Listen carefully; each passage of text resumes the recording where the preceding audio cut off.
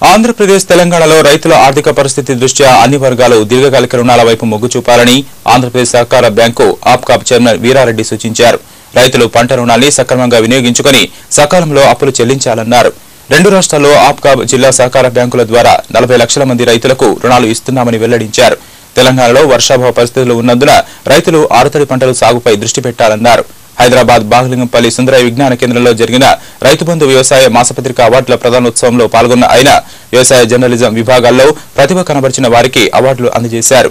ఎన్నో ప్రయోజనకర రచనల్ని అందించిన జై కిసాన్ కార్యక్రమ రూపకర్త చాపరాల శ్రీవకులకు రైతు బంధు పురస్కారం ప్రదానం చేశారు. చిన్నకారు రైతులకు దగ్గర ఉండి సేవ చేసే సంస్థ రైతుల ద్వారా ఎన్నుకోబడిన ఈ సహకార వ్యవస్థను బలోపేతం చేయాలని నిర్ణయం తీసుకోవడం వల్లనే ఇంకా ఈ వ్యవస్థ బతుకుంది. అయితే నేషనలైజ్ బ్యాంక్స్, ఈ రూరల్ బ్యాంక్స్ కానీ కమర్షియల్ బ్యాంక్స్ కూడా పెద్ద పెద్ద రైతులు ఎవరైతే డిపాజిట్దారులు ఉన్నారో వాళ్ళని దృష్టిలో పెట్టుకొని వర్కౌట్ చేయడం జరుగుతుంది.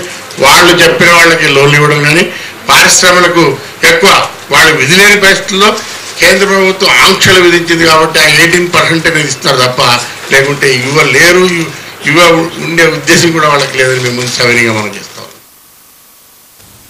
విజయవాడలో వీధి దీపాల నిర్వహణ అస్తవ్యస్తంగా మారింది.